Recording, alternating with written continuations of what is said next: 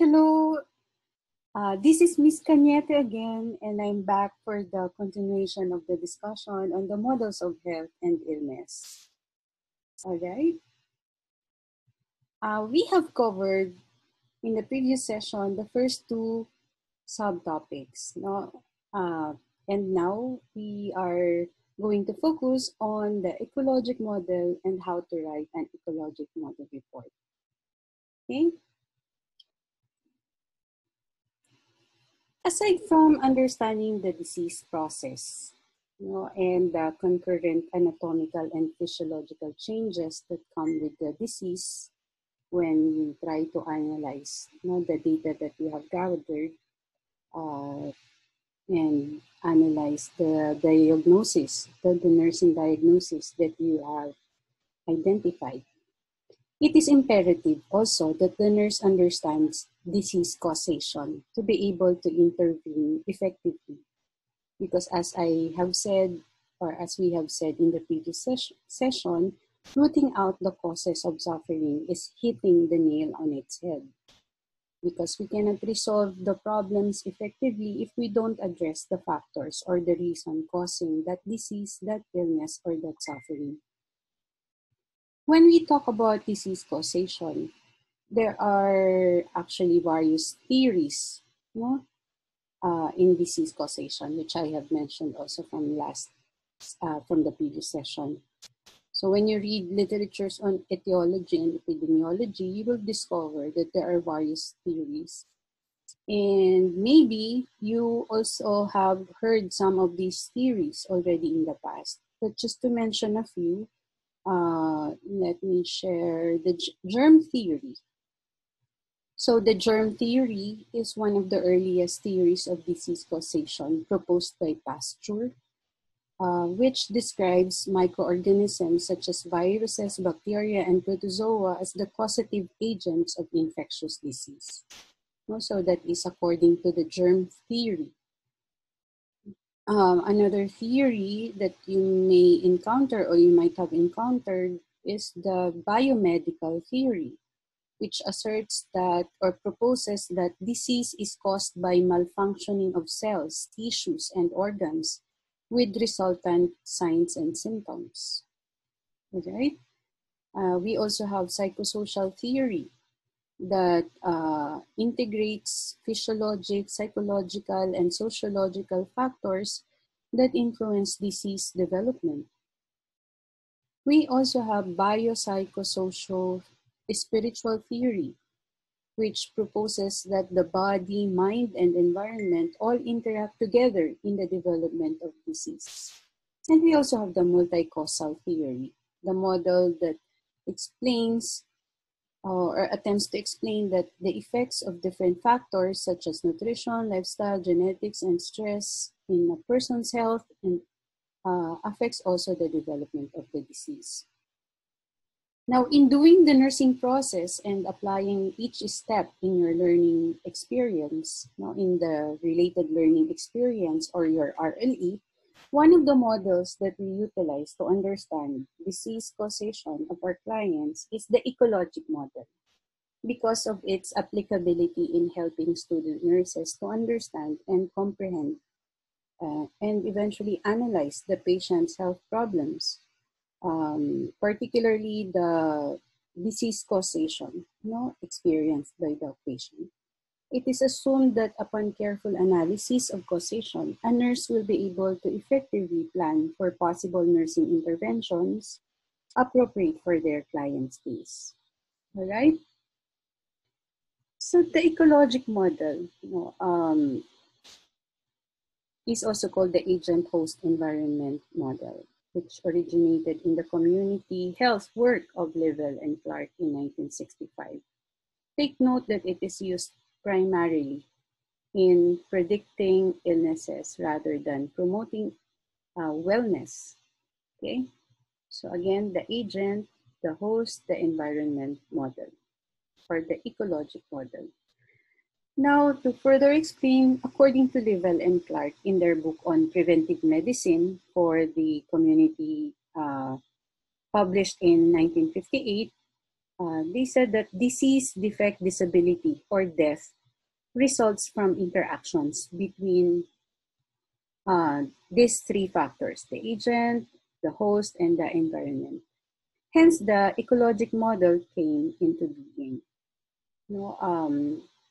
Livell and Clark quoted Gordon, who is an epidemiologist, with the definition of ecology as the biologic discipline, which has to do with the mutual relationships of various living organisms in an environment and their reaction to animate and inanimate surroundings.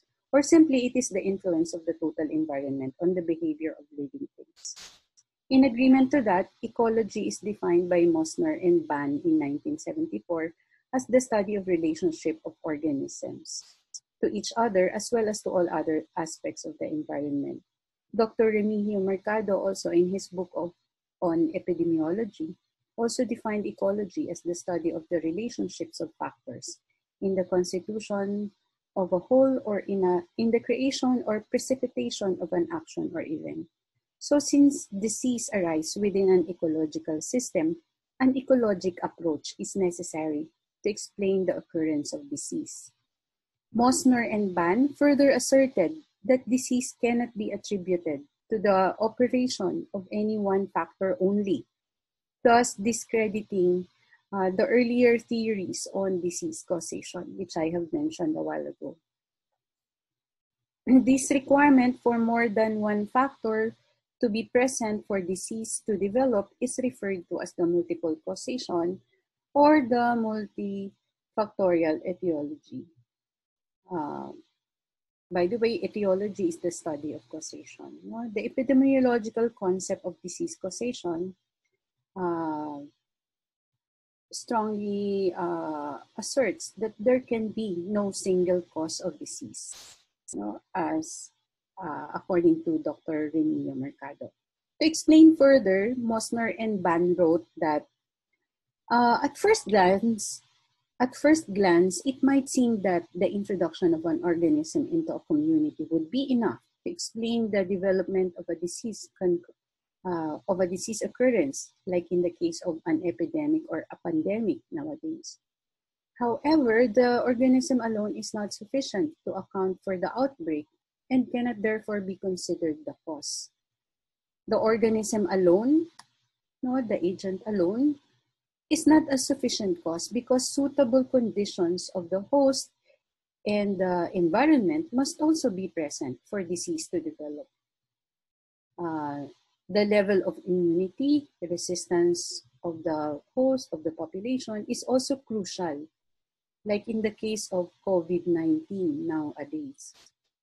Another example that Dr. Remigio Mercado has given in his book is a person, a client who may have harbored pneumococci in his throat for a long period of time and yet may not get sick of the disease. Then on a certain day, he may get wet by the rain on his way home from work, and he is also very tired.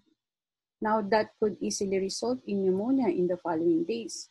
One could say that, or one cannot say that the rain alone caused pneumonia because there are many people who get wet by the rain anyway, and yet they do not get sick. Also, even if the patient's resistance declined, the host resistance declined because of stress from work, he will not get sick if there are no infectious organisms like the pneumococci harbored by the client, by the patient. Another example is, at present, some people are asymptomatic but are carrier already of novel coronavirus. So harboring the virus alone will not cause COVID-19 signs and symptoms to appear. In addition, environmental conditions also determine whether effective transmission of disease can occur in any given situation. For example, the degree of contact, the reason why social distancing is now recommended as a precaution for controlling the spread of novel coronavirus causing COVID-19. Also, the level of hygienic practices. That's why people nowadays are asked to do hand washing more frequently than ever.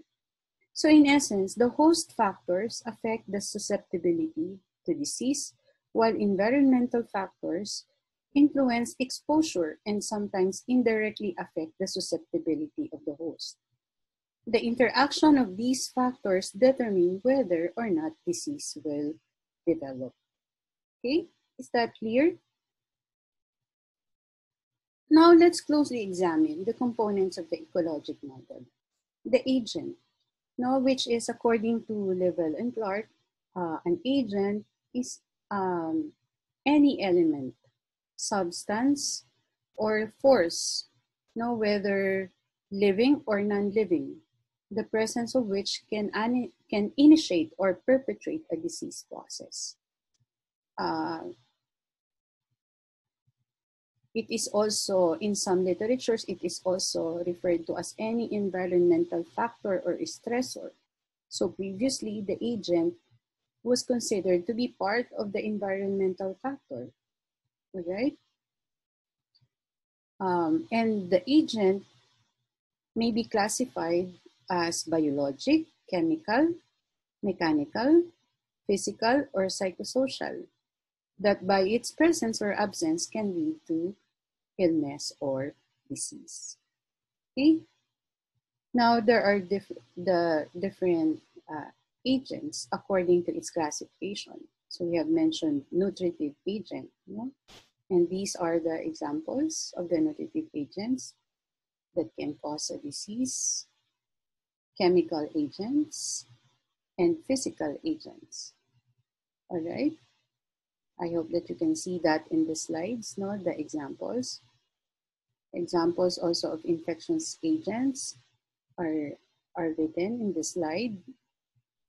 And also the mechanical agents, psychosocial agents like stress. Okay. Next is the ecologic model, host factors. So we have examined the agent. Now let's examine the host factor. So the host is the person who may or may not be at risk of acquiring a disease. It may include his family history, age, and lifestyle habits, which influence his reaction, the host's reaction. So the host means an individual exposed to the agent, or the host is our patient. A contact and a suspect may eventually become a host of the disease. A carrier can, in a way, be classified as a host, according to Dr. Remigio Mercado. In parasitology, distinction is made between a definitive host and an intermediate host, which we will learn later in the subject communicable disease. Now, in certain illnesses, man is the definitive host, like in the case of malaria, where the sexual stage of the parasite develops. So, yeah, you will learn that also in the communicable disease subject. And in other illness, man is an intermediate host. But the primary focus in the ecologic model is what happens to the host, whether it gets sick or not, whether man becomes a carrier, a source, or a reservoir. The study of the characteristics of host is important in understanding the disease process. Such characteristics, again, would include the age, the race, the sex, the habits, the customs and religions, exposure to the agent also, and defense mechanisms of the host, which includes natural and acquired defense mechanisms like specific anatomical defenses, immunity, resistance, tolerance, state of nutrition, and others. Okay, is that clear? Next is the environmental factor of the ecologic model. So the environmental factor are all factors external to the host that may or may not predispose the person to the development of the disease. Physical environment includes climate, living conditions, sound, noise levels, and economic levels. Social environment will include interactions with others and life events such as death of spouse. Also, in essence, the environmental factor is the sum total of an organism's external surrounding conditions and influences that affects its life and development. In ecologic model, the focus is directed to the effect of the environment on the agent and on the host. Is that clear? The environment may be grouped again into three categories, which includes, I have mentioned already, the physical environment. No? The biologic environment uh, is also another category, and the socio-economic environment. Okay, now how do we apply this ecologic model in understanding uh, our clients, particularly the disease causation? Okay,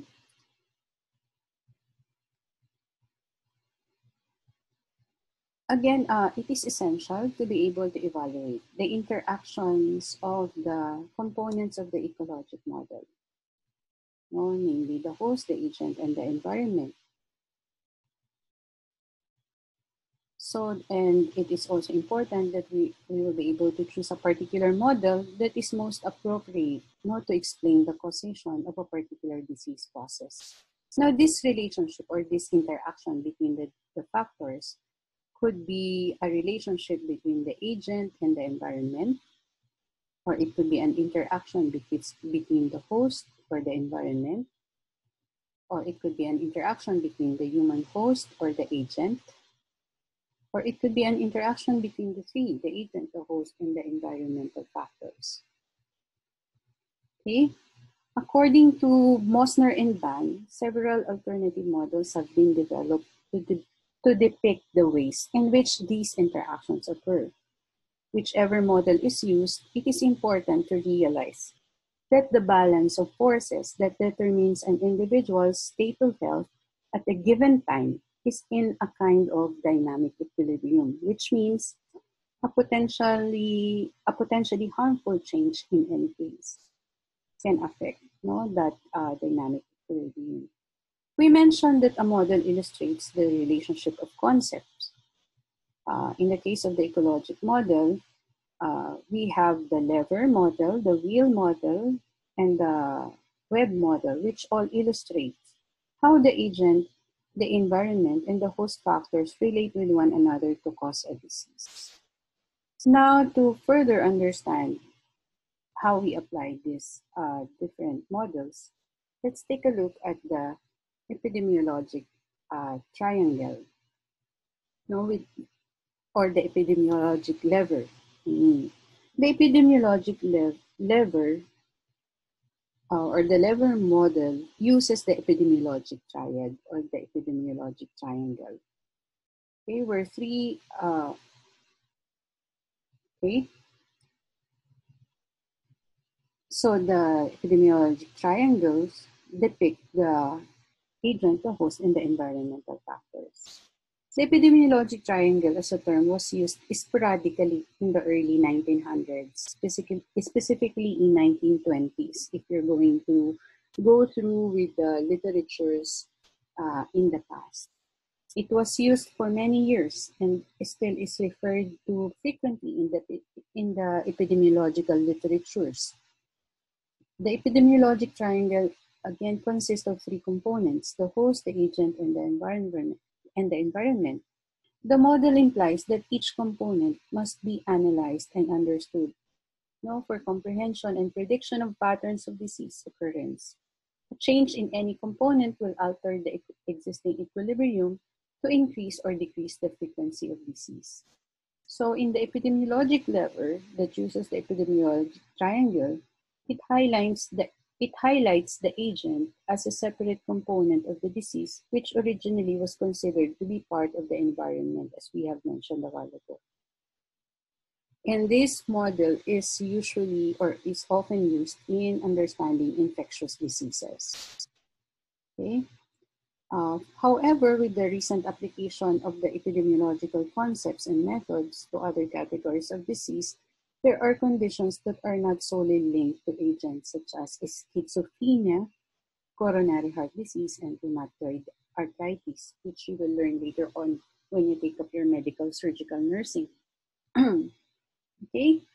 Also, the epidemiologic level, you know, you can choose or you can illustrate uh, in a diagram how the relationship of the agent, the host, and environment uh, is depicted. Also emphasizing a particular client's case scenario. Like in this example, no, if you notice in this slide, in this model, there is an increase in the ability of an agent to infect and cause disease in man. So if you can see this other end of the spectrum where the environment is the fulcrum, you are seeing that the agent has greater weight because it has an increase in the ability, you know, to infect the host, thus causing disease. Okay, another example, in the epidemiologic level, you may illustrate that the environment, you know, the proportion of the susceptibility in the human host population uh, is increased can be illustrated using this model. So you are looking at the host, you know, on the other end of the spectrum, has having a much greater weight, you know, than the agent. Also, there might be cases wherein the environmental change can facilitate the spread of the agent. Okay, so, and in this case, giving more weight on the agent with the environment moving away from the center of the spectrum. Okay, so it's not favoring the host, but actually moving away from the host, from the agent. No? Kaya mas mabigat ngayon ang agent because the environmental changes has moved away from the agent, thus providing it more weight, more chances for spread. Also, another diagram that you can illustrate now using the epidemiologic lever is to depict how environmental change alters the host susceptibility, thus providing more weight, again, no, on the host characteristics to cause a disease. So you will see the environment as the fulcrum moving away from the host, providing it more weight. Okay. So this is how we illustrate the different situation of our patient. Now, where disease agent or the agent of the factor, the agent factor is emphasized. Okay.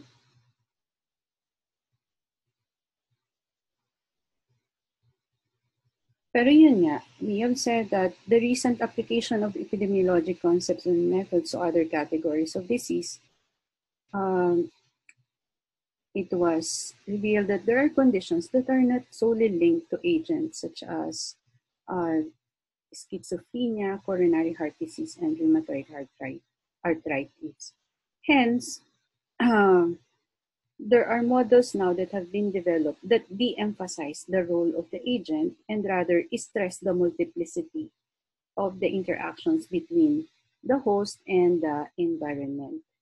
Hence, the Webb model of causation and will emerge.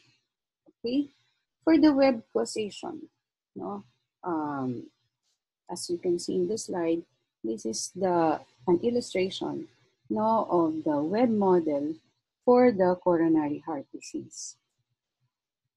Okay. Now, what is the Webb model of causation? The notion of Webb as a causation, no, model was put forth by McMahon and his colleagues in 1970, which is cited also by Mosner and Van in their book. So the essence of the concept is that effects never depend on a single isolated cause. Rather, it develops as a result of chains of causation, in which each link itself is the result of the complex genealogy of antecedents.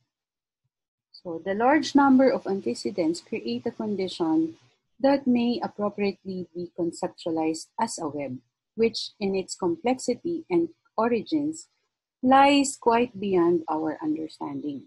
So an example again of a disease of causation of which can be depicted using the web model is the coronary heart disease. It is evident now in the model that multiple factors promote or inhibit the development of coronary heart disease. Some of these factors are intrinsic to the host, and there are also some components that are external, okay, which are also subject to manipulation. All right, is that clear for the web model? Now next is the wheel model. The wheel model of disease causation uses the wheel in depicting human-environment relations. So the wheel consists of a hub that represents the host or human, which has a genetic code. So this is the host with its genetic code, making up its core. Now surrounding the host is the environment, schematically divided into three sectors: the physical, the biologic, and the socio-economic. I'm sorry, there has to be a separator between these two components. Okay? The relative sizes of the different components of the wheel depend on the specific diseases problem under consideration or under investigation. Now, for hereditary diseases, the genetic core would be relatively large. But for conditions like measles, which is a communicable disease, the genetic core would be of lesser importance. The state of the immunity of the host and the biological sector of the environment would contribute more heavily. Now, like the web of causation, the model of the wheel implies a need to identify multiple etiologic factors of disease without emphasizing the agent of the disease. For example, the wheel model lays no greater stress, like for example, on rabies virus.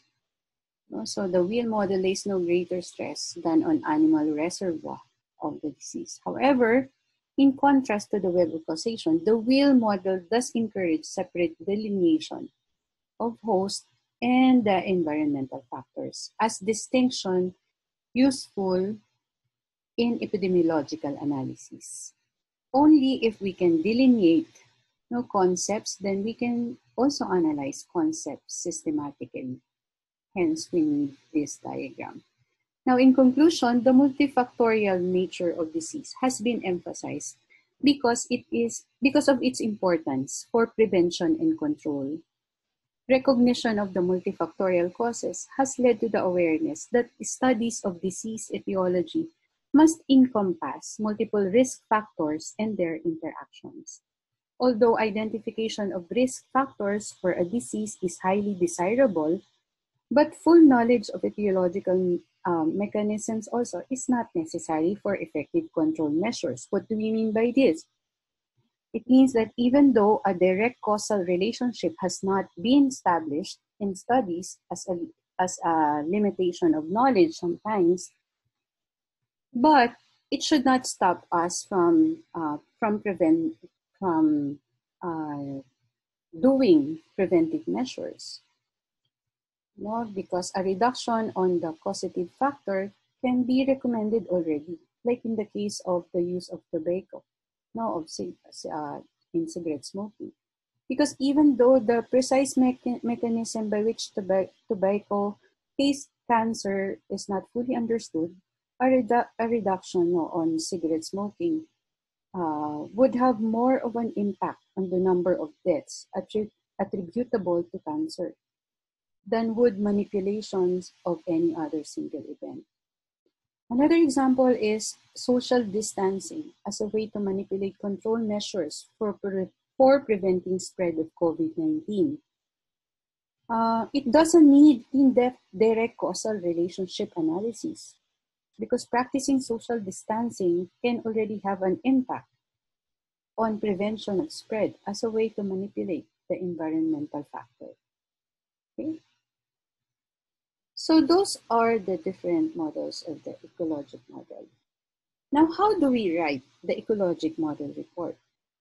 Okay, we start writing the report by first writing our hypothesis, by basically answering what caused the disease based from an educated guess. Okay, so it is an educated guess about what caused the disease of your patient. Next, we proceed to identifying the predisposing factors, which could be either factors from the host characteristics, the agent, and the environment. Okay.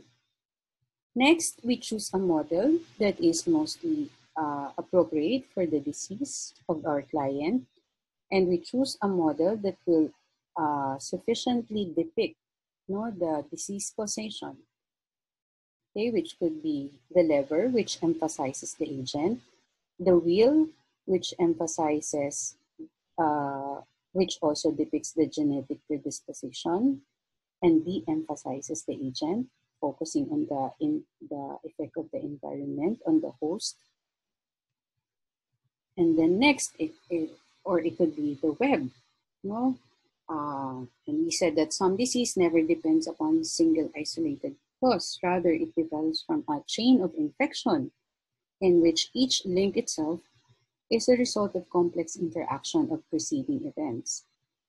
So again, this chain of causation may be the fraction of the whole complex, which is known as the web of causation. Now, the web again de-emphasizes the role of the agent in causing the disease. So we choose which is which, the lever, the web, or the wheel. All right. Next, in writing the report, we proceed to analysis. So what do we do in the analysis? We justify the model that we have chosen, and we also justify the predisposing factors supported by references. So we are just justifying the model based on our own opinions, but also backed up by scientific basis. Okay, and then the last part of the report is the conclusion and recommendations by answering the questions: is the hypothesis correct? If it is correct, why? Also, in writing recommendations, include the nursing actions you recommend so that recuperation of the patient will be facilitated, which is also not just based on your own opinion, but is also anchored on the accepted practice standards. All right. Now, I have here a sample case scenario, which we will also discuss in the during consultation, in the discussion board. Okay, so the sample case is about Tatay Pandemyo, a 65 years old male was admitted to Hospital X with chief complaints of difficulty of breathing. His history upon interview revealed that 2 weeks ago he took care of his wife, who was experiencing mild to severe respiratory symptoms also. And in their area, there are no quarantine facilities available in their hometown. And the hospital told them they don't have enough facilities, like, for example, ventilators. So he decided to bring his wife to the hospital in Manila, which is 4 hours drive away from their hometown. and his wife was later diagnosed with COVID-19. Tatay Pandemio also subjected himself for swab testing for COVID-19 at the time because of her wife, since they are also already in Manila. Now, Tatay Pandemio, after that, experienced cough with accompanying fever and fatigue a few days after he brought his wife to the hospital. He also reported losing appetite and was continuously worried about his wife who is in the hospital. Now, one day prior to admission, Tatay Pandemio started to experience shortness of breath. His difficulty of breathing became intolerable this morning, hence he was brought to the ER. And his swab test also was released today, and the result is positive. Now, based on the data, you as the nurse identified this nursing diagnosis aside from the other nursing problems. No? So this is the priority nursing problem we have identified in that sample case scenario. So ineffective breathing pattern related to shortness of breath as evidenced by the cues, all right? Now let's write the ecologic report to further analyze the situation of our client. No? So it is assumed that maybe you will write your explanation, no, your analysis on the certain anatomical and physiological changes that happened to Tatay Pandemio. And to continue that analysis, let's also analyze the disease causation. So what caused the disease of Tatay Pandemio? So we can hypothesize that the mild to severe respiratory illness he experienced, specifically the ineffective breathing pattern we have identified in the past 2 weeks prior to admission, is caused by contracting novel coronavirus, causing COVID-19 signs and symptoms. And this novel coronavirus, overran the host or the patient or Tatay Pandemio, resulting to mild to severe respiratory symptoms as a consequence of exposure to the virus due to lack of quarantine services available in the community where the patient is staying. So quite long, no, but very specific. Or in simple terms, we can say that the disease or the mild to severe respiratory illness experienced by the client is caused by his exposure to novel coronavirus, causing his signs and symptoms. Okay, so I just opted to write specifically the details about the disease causation for everyone to see.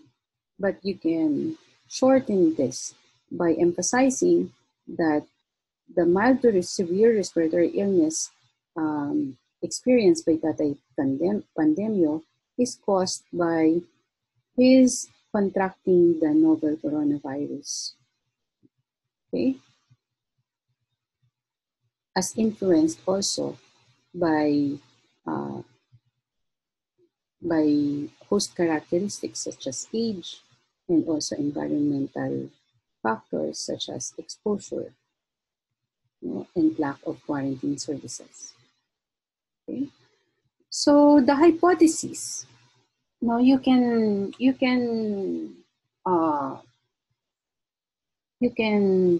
formulate your hypothesis based on your understanding of what caused the disease of your patient. The next is the predisposing factors. So you will just specifically identify what particular factors has predisposed the patient to developing the disease. Now, in our sample case scenario, it is evident that under the host factors, Tatay is already 65 years old. And literatures would reveal that senior citizens, the elderly, is more vulnerable to developing the disease. Diet also, the lack of nutritional diet, because he reported that he lost appetite. And then resistance, lowered resistance, also because of his age. For the agent, it was revealed in his history that he was exposed to the virus, and that as per swab testing, it was revealed that it turned out he is positive for contracting the virus. For the environment, his history revealed that he was exposed, so it is the biologic environment factor, which pertains to his exposure to people who contracted the disease or suspected of infection. Socioeconomic factors also can be determined, like urban crowding, home environment containing the agent, because according to his history, he took care of his wife. And then also he reported there was lack of sufficient health services for diagnosis and quarantine of infected patients in their hometown.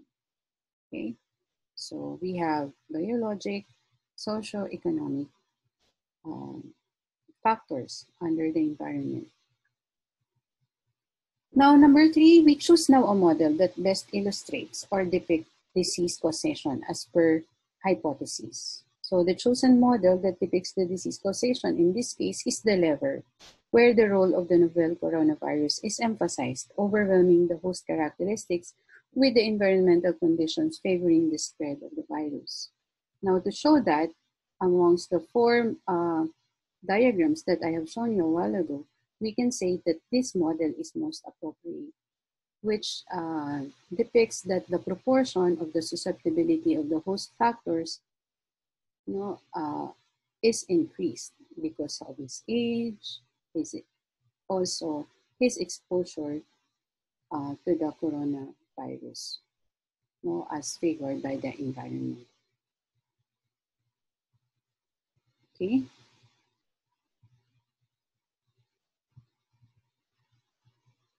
Now, the epidemiologic, anyway, in the discussion, during the consultation, we will discuss some more this ecologic report.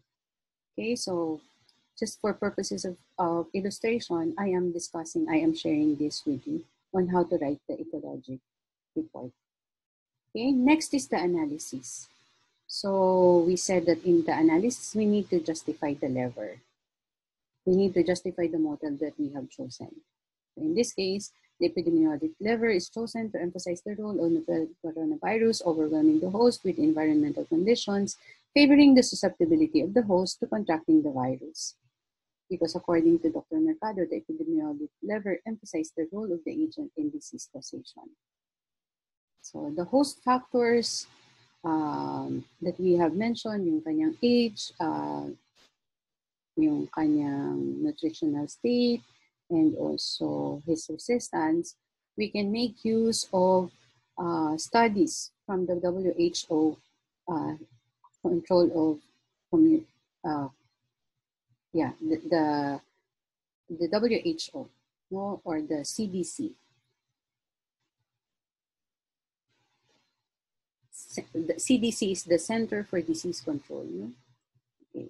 Also with the agent, and the environment, when we justify those characteristics contributing to disease development, we back it up with literatures, with studies, with justification, or with reference to reliable source. So in this case, I think we can make use sources from WHO and the Centers for Disease Control. And then last is the conclusions and recommendations. So again, we asked, is the hypothesis correct that we previously formulated? So yeah, so this is how we write, and then we also include the recommendations. So it is therefore concluded that the mild to severe respiratory symptoms experienced by the patient in the past few weeks was caused by the novel coronavirus causing COVID-19, as confirmed by the laboratory findings through the swab test, which overwhelmed the host with the presence of specific environmental conditions, making the client susceptible to contracting the virus. It is then recommended as per WHO guidelines on coronavirus disease 19 that the quarantine and precautionary measures be practiced to prevent spread of the disease. And then you can go on discussing the specific measures recommended by WHO. Okay? So in summary,